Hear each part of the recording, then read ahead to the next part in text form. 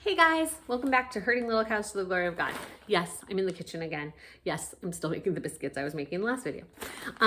So yesterday was Mother's Day, and it had me thinking about all the things that we hear when we get pregnant, or we're dealing, we're going through pregnancy, maybe first baby's born. And there's a lot of, just wait until this happens, just wait until this happens. And it's usually, just wait until you have those sleepless nights. Just wait until all those other hard things, the teenage years. Wait until you have to feed teenagers. Wait until, the teenagers hurt you, all of that stuff. Which, there are very difficult parts of pregnancy and child training and teenage years. But I think we forget to focus on the good parts of all of that. By the way, if you want to know, I'm putting biscuit mix in bags so I can use the rest of this bowl to mix up my sausage balls. So anyway, there are good parts of pregnancy. There are good parts of child training that we tend to forget. And so this video is just a list of things to remember that are good parts of pregnancy. I hope to encourage you with them, and I would like people to write below things that they miss from all these different stages. So I will be right back. Okay, so I'm trying to put sausage in the containers. So again, sorry for the wind. That's what you hear behind me.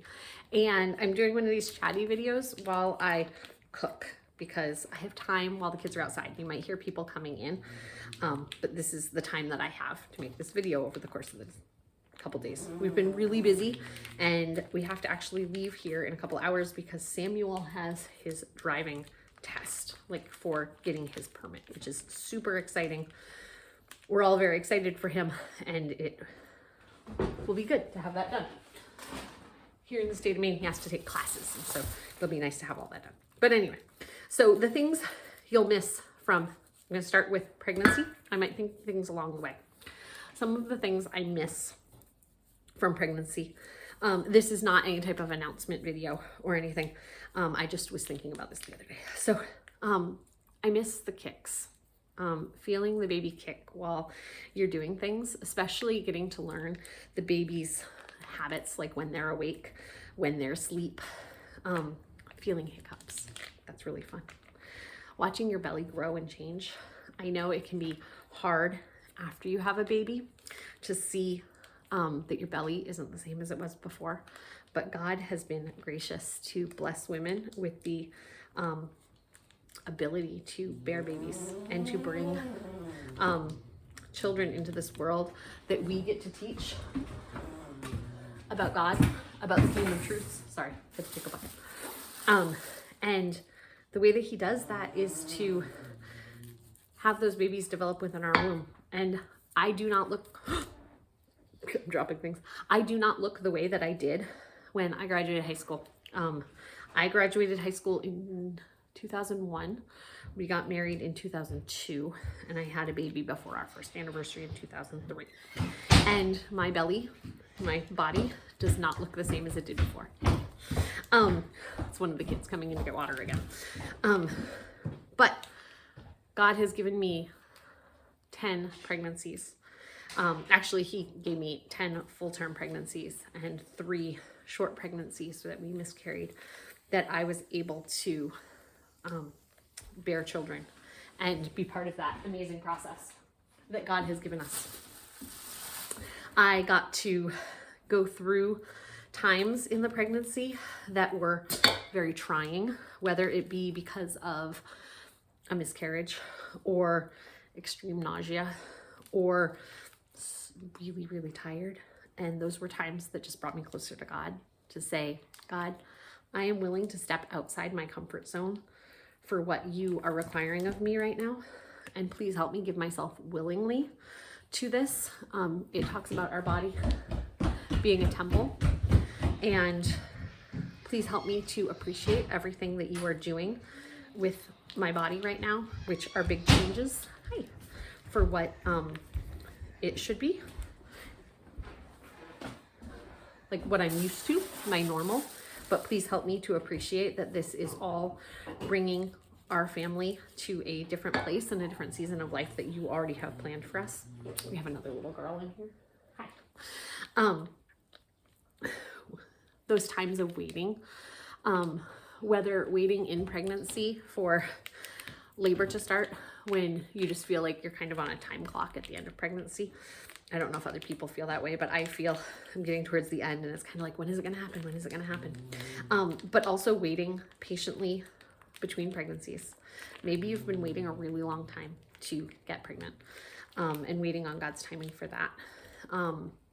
Those can all be very hard, but all those times of waiting remind us that God is sovereign over every situation, and he's always working good for those who love him. And so even if we don't understand why we're in that time of waiting, God knows, and God is using that to conform a Christian more into the image of his son. I guess she went out the other door. So there's a lot of times in pregnancy that are very, very special. Yes, there are times of tiredness. There are times of aches and pains. There's times of that. But they're just times to call out to the Lord and say, God, please help me to be faithful to you. Please help me to be thankful and grateful to you for bringing this new life into our family. Please help me rely on you and to not complain, to see this as just a brief moment in time. Because when you go through those 9 months, it's hard. There are days that it's hard to get through that day. But once you have that baby, you look back and you're like, that baby was so worth it for those 9 months.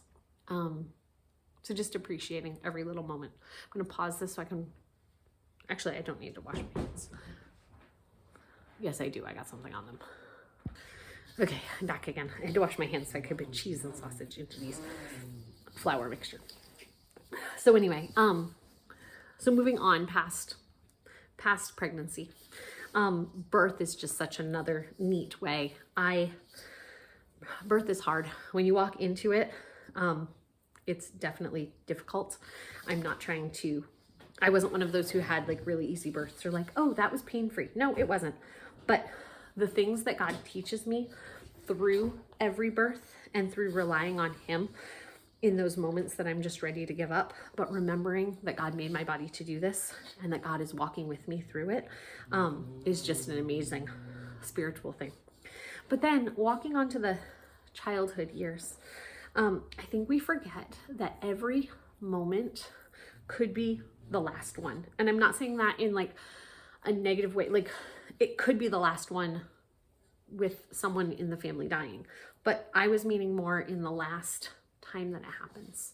So I was thinking through this video this morning before, I guess, the day was happening, and I have an 11-month-old who still nurses a lot. He's almost a year old, and I love it. And I know for some people, you have to wean, like the baby's just going to continue nursing until you stop it. And that's how a lot of my babies have been. I have to finally be like, okay, we're done. Usually for me, it's another pregnancy. I have to tell them, you know, it's causing too many contractions. So I have to say, no, we're going to limit nursing. And the baby's usually about 1.5 or 2 by that point. But I've also had babies, my first, weaned herself, where she just suddenly didn't want breast milk anymore. And you never know when that last moment of sitting down to feed your baby might actually be the last one, that they don't want to nurse again after that. This morning, my 3-year-old got out of bed and came and climbed in next to me in bed. My teenager doesn't come and climb into bed with me anymore. I don't know when that last time's going to be. For some kids, it might be 2 or 3, or climbing up on your lap. For other kids, it might not be till 10, and you just never know. You can't take those moments back. When the baby cries, or when a toddler cries because they're hurt or scared or something, and they cry for mommy instead of crying for daddy or crying for another sibling, it's good that they have those relationships too. I'm not saying it's not, but to think the baby wanted me today, and that might not happen tomorrow. So instead of feeling frustrated, like it could feel very frustrating right now with my hands in the goo. If somebody were to run inside and say, you know, Gideon, the 3-year-old, fell down and he wants you. But to think this might be the last time that I need to wash my hands and run out to him because he really wants his mama. Just helps you reframe how that's going. Today, I had a child who asked me to play a game with them, and that might not happen again. You just don't know. You also don't know when that silly thing they say, you know, kids sometimes will say a word wrong. They'll call their favorite show something different, or they'll ask for grandma in a certain way. You never know when that's going to be the last time they say it because they suddenly learn how to say the sound right. Or maybe the cute way that they, you know, miswrite a letter. I know we're all trying to push our kids because we want to see them succeed, but so many people are pushing their kids like to walk. I was talking to someone about this yesterday. They're pushing their kids to walk, that they forget to look at how intricate God made our bodies, that our children learn to crawl first, and that crawling is so good and beneficial for their brains. You never know when that might be that I love you that you don't hear again for whatever reason. Maybe it's because a child is injured. I know someone who's going through that right now. A child is injured and they don't know what the future looks like. But it might just be that something happens and your child walks away from the family, walks away from the Lord. I don't know what it might be for you, but treasure each one of those moments, even in the hard times, even in the frustrating times of a night of no sleeping. But you know what? Every night that I'm waking up to Josiah having seizures and being in our room and not sleeping very much, I can praise God that we're home. We're not in the hospital. I can praise God that we're able to take care of his needs and we aren't at a point where we need a home healthcare nurse. Every time that I have to make another meal for the family, like sitting here making all these sausage balls, I have a family to feed. I have a family who can all eat the food that I'm putting on the table. I don't have to make special meals. I know friends who have babies with health needs that need to make pureed foods or foods for feeding tubes and things like that.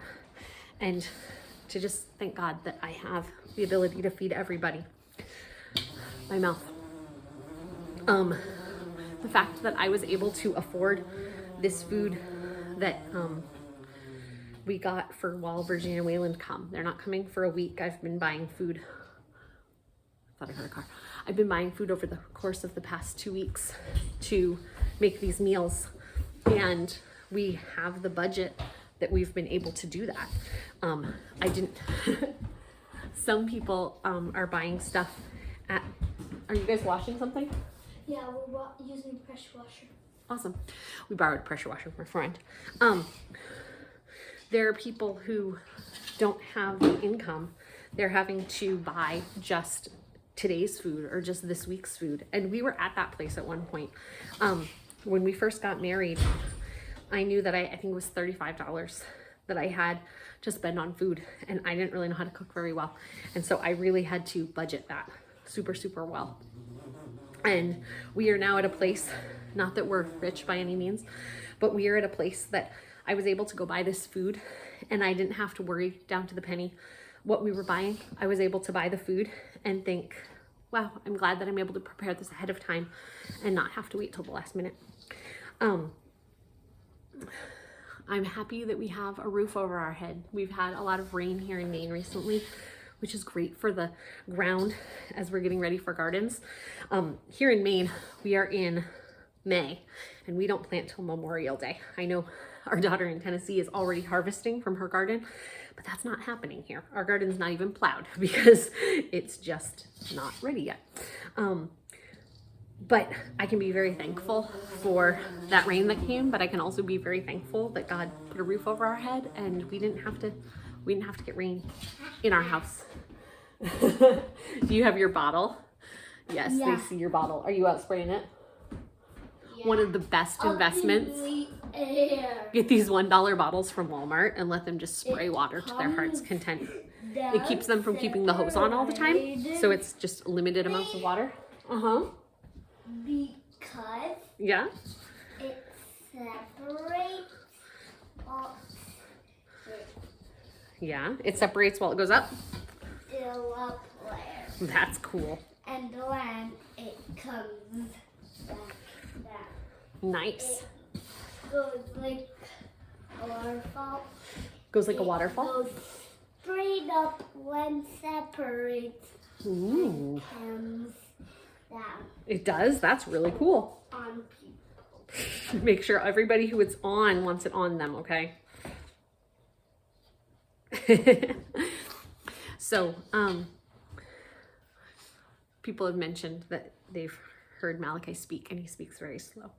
And we're working on things with that. But that's one of those things I can take a moment to embrace too, is yes, he talks slowly. And who knows when the therapy that we're doing is going to make him talk at a regular pace. And am I going to miss out on this little version of Malachi that I have right now? So taking the time to wait, listen to what he has to say.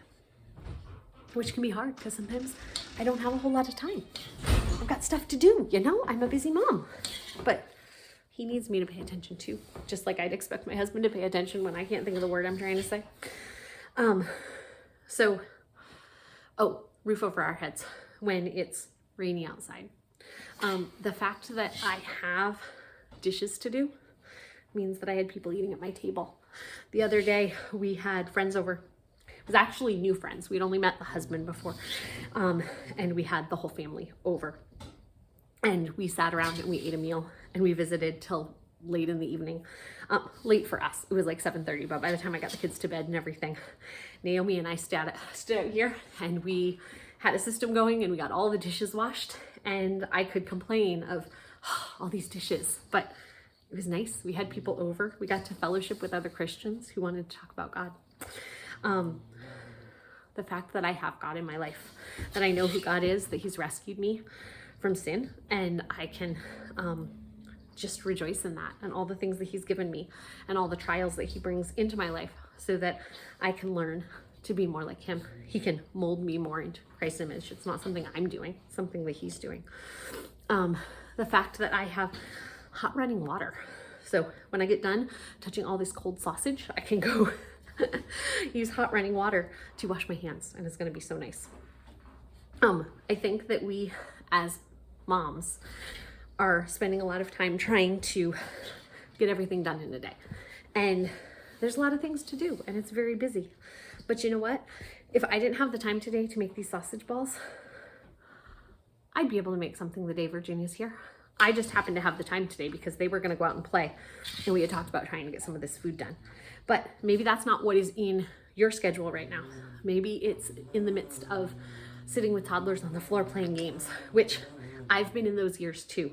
I was talking to Virginia about that the other day. When you have your first, your second, your third, they're all close. Virginia only has one, but they're all close and you're trying to get all the things done and you feel like, I wish I could get something done without baby in arms. That might be the last time baby wants to be up in arms. Sometimes babies get very independent very quickly and you just wish that they'd come snuggle again. So I hope this helps you look at your day a little differently today, that you appreciate something that maybe you didn't appreciate before. Maybe you can give a comment below that would help someone else appreciate something in their day that they're not thinking of as a blessing right now from God, but God is using and giving them that blessing. So we'll see you guys next time on Herding Little Cows to the Glory of God.